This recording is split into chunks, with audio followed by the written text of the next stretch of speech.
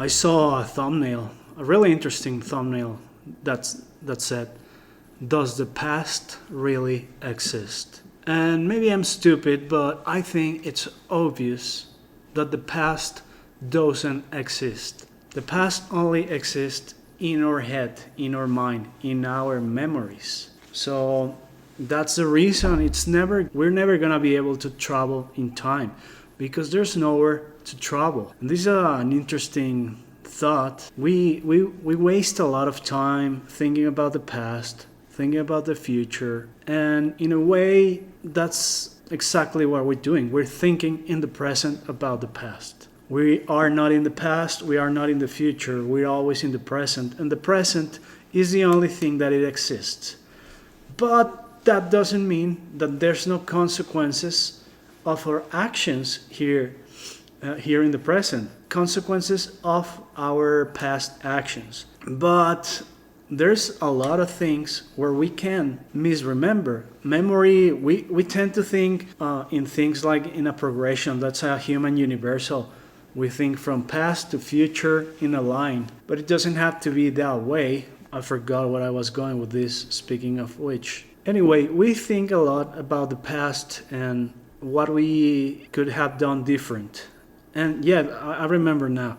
Our memory also works like that. We tend to think that what we remember it's kind of a recording device and we can look back and see the progression, but it's not like that. It's an imperfect reactivation about things that happened and we are remembering here. But we can change the past in a way because the past only exists in our memory. The consequences are real. We're not going to change. If I lose my arm, I'm not going to grow it back. But, for example, if I have a memory that is torturing me about not doing my best or doing things differently, if only I had done things differently, I heard something weird, my life would be better. We can change that. We can go back in our mind and try to change our memory. Because that's the only thing we have from the past, the memory. And I think that could be useful in some ways. But anyway, I have this writing here that I want to read about time that I wrote more than 10 years ago. And it all came to me because I was watching a documentary about some physicist, and he was talking about we cannot understand why time always goes forward, why it always destroys, never brings back to the way things were. It only, basically entropy. And I thought, well, that's kind of stupid in my mind because there's no time. There's just change. And time is something that we use to measure change. Change is natural, time is a measure. So I'm gonna read you this. Do you believe that time creates change? It's the other way around. The change creates time. The creation of the measures is a tool, an evolutionary advantage, and a secondary effect of our capability of memory. When we remember the state of things, we can notice their changes and our tendencies to look for patterns. Besides, our capability to remember allows us to prevent and to anticipate change of things. Before all this happened, and this was a great advantage. Anyway, the numbers that we use now to measure are something really new. It's like, I remember I started thinking about this because of the seconds. Like the seconds don't mean anything. They are just like a rule that we made to fit the day, the 24 hours, it's a day and the year and whatever. And I know seconds and minutes, it's not the same as time in a physical way, but maybe I don't have the capability to understand what instinct means with time. But I just know you cannot travel back in time. Well, I'm pretty sure. Or into the future either. Nonetheless, what we perceive as time is not only a human adoption or adaptation, I don't know what I wrote.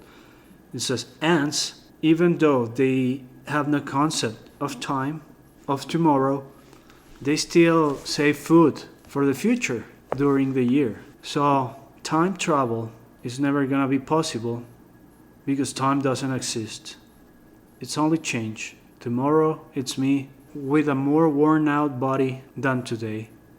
A few more breaths, a few more heartbeats. Some cells will die and some new ones will be created. But it's only the nature of change, what we call time. And this also, I bumped into something a few years after I wrote this with this book called Scale. And something that I like about that book that I found interesting is that all animals, we all live around the same number of heartbeats. Be it an elephant who lives 80 years to a mouse that lives 2 years. Why is that? Well, because mouse heart beats faster. Except for the human, that we have like a billion extra heartbeats that we should have because of medicine and technology. So that's the reason people look different even though they're the same age. It's like a car from the year 2000. Some cars are taking for a ride to the woods every day and smoke inside and stuff like that. So it's gonna look worse even though it's the same. And some others, and look, and there's another thing that I thought later that it's really interesting. The stress, in a way, it's pressing forward on life, fast forward on life. So when you're stressed, you get older faster because you wear down your body faster. So in a way, two people can be the same age, but their heartbeats are not on the same scale yet. So some guy is younger and the other older, just because of this rule that I thought maybe it's stupid. And I'm glad that I'm starting to get comments, even though they're negative. In my last one, somebody asked like this, what he said, he didn't even call me this man. I guess he was scared, like that would be offensive. I think he says this individual is not well. That's okay. We're all not that well. But I like doing this. Anyway, I'm just gonna keep reading this. Maybe someday I'll find it.